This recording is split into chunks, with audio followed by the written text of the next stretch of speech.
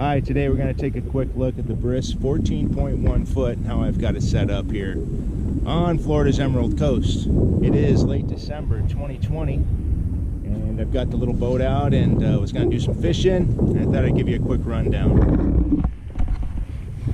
Here's what it looks like. You can see I've got a bunch of my junk up here. I got the oars, anchor rope, anchor's out right now. Got a little pinfish trap. My fishing gear is all that's up here right now. The boat has a really nice aluminum floor that up towards the front, turns to wood. There's an air chamber underneath, and then there are 1, 2, 3, 4, 5 chambers up top, and then one down below. I'm running with a Mercury 9.9. Could probably stand to go up a little bit of horsepower, but what I did was, you can see the C-Max wheels I've got on here. What I've got here is the smart tabs, and you know what? You got to have the smart tabs on a boat like this, I think, because it really brings that front end down, and I can, even though I have a small engine, a 9.9, I'm able to plane off. Not going super fast, like 12, 13, 14 miles an hour, but fast enough to get where you want to go, and as long as I'm on plane, I feel fine. These are the C-Max wheels, and I put quick releases on the tabs so that when I want to use the wheels, I just pop those tabs off with the quick release. Right now I've got these up when I've got these little shelves that I made, and they're supported as well by the C-Max leg. Kind of odd, but it works because I want to keep as much off the floor as I possibly can. So I've got another setup. I've got the Alico full cover winter cabin, they call it, that fits over this whole thing. I'll show you that in another video coming up soon, because I'm going to do some camping right on the boat, which should be really interesting, just for fun. Anyway, what I do is I take the gas can and I put it on this, I set it on this, which is outside the cabin doors, and that way the gas fumes are not inside with me while I'm sleeping on the boat. That's why that's there. And then this is just safety gear. This is all the required stuff by the Coast Guard. Your fire extinguisher, bailing device, repair kit, first aid kit, all that stuff's in there. So those came off of another little boat, the Colorado XTS. They work really good on here. And what I did was I added a couple of D-rings. You see one here and one here, because I wanted to have a strap across to kind of keep stuff towards the front. Added a D-ring here, added a D-ring. Then I added the Scotties Rod Holders. This is a Scotty. I bought one that was not a Scotty. And let me tell you what, huge difference. Scotty makes a really nice product. Those other guys that fit on the Scotties, they're terrible. Just so you know, buy Scotty if you're going to buy it, because they're so much better built. So anyway, I put a couple of Scotty holders in here for rods and net, whatever. That's how that's set up. On my electrical, I've got a 12-volt battery. You'll notice here, what I did was I have straps that go around the seat. I have a little 35 amp hour 12-volt battery. I actually suspend these because I want to keep as much weight off the floor as I can. Rather have weight on the tubes, the seat. So I kind of somewhat take some of the weight off of the gas can and the battery and let the seats and the side tubes carry that weight rather than the floor. So the electric line comes over, and I've got it set up so that I've got my Garmin. I've got a 12-volt supply. I've got a couple of USB ports for charging. Also tells me the voltage on the battery. Little compass that's, I can adjust when I want to know. On a small boat like this, I don't need a big fancy compass. and battery size. I also have the phone.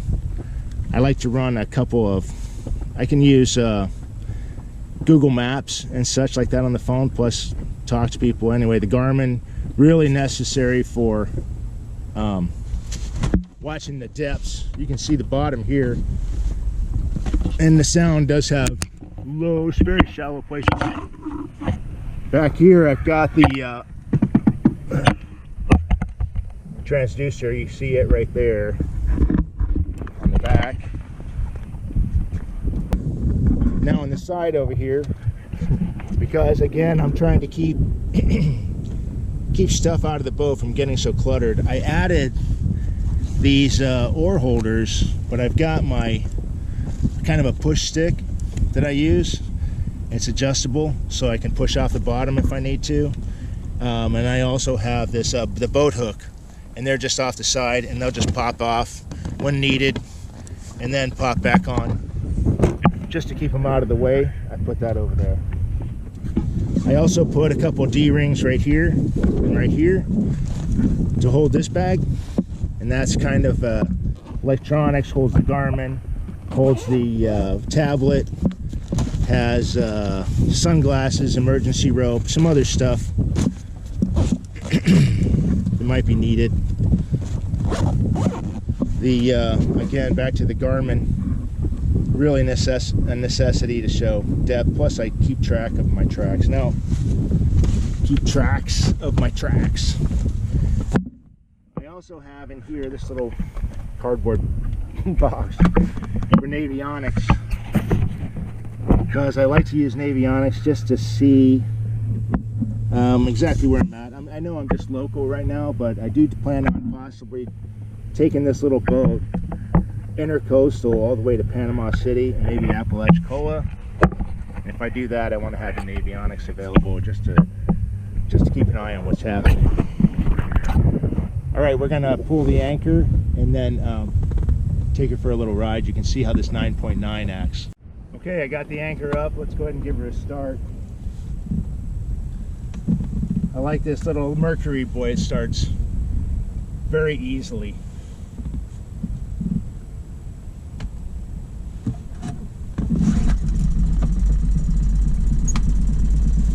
Alrighty, let's see what we can do here. Got everything in, anchor's up, lines are all in.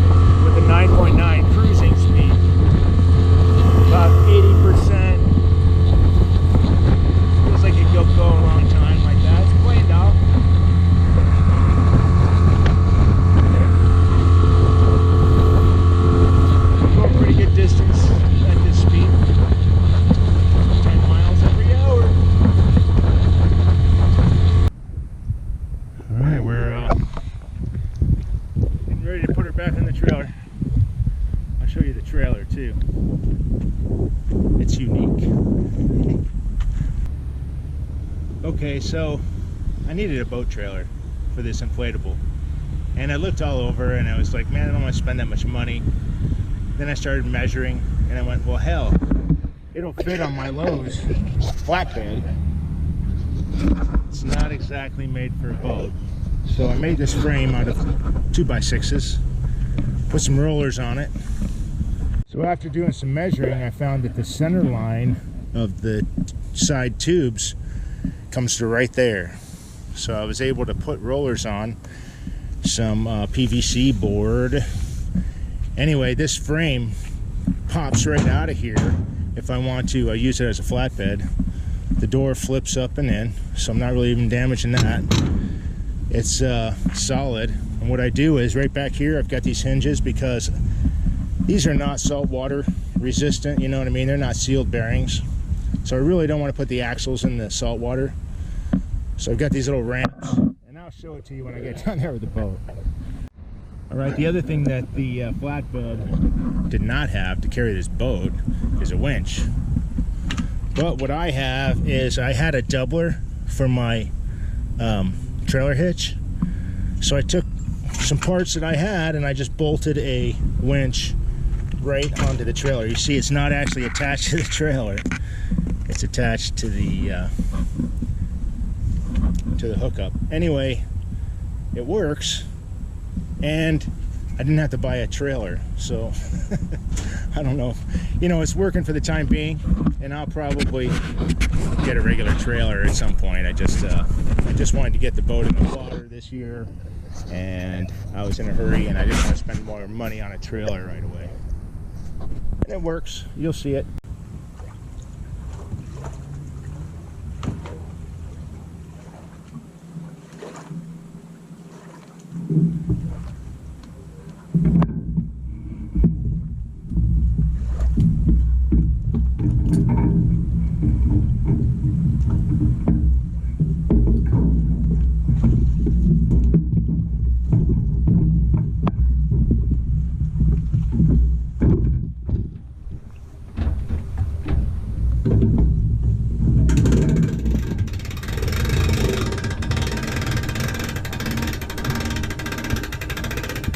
There she is, the Bris 14.1 on a trailer. What I did was I've got these two hooked up just kind of loose to the crank, which I had to use to get it on the trailer, of course. Little safety line straps in each corner like this, and I got a strap over the top as well. This strap's on. I put a Transom Saver on, mainly because it's inflatable. You always want to make sure that where the transom is, that you have support underneath it, real close. Anyway, and just to keep the bounce, because I go a lot of bouncy roads, I want to make sure that that I don't destroy the boat, you know, with the motor hanging on there. Probably more important with a bigger engine. But anyway, it's all ready to go.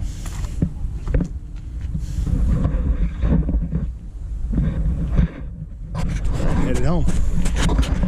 Hope you enjoyed the short video about the Bris 14.1.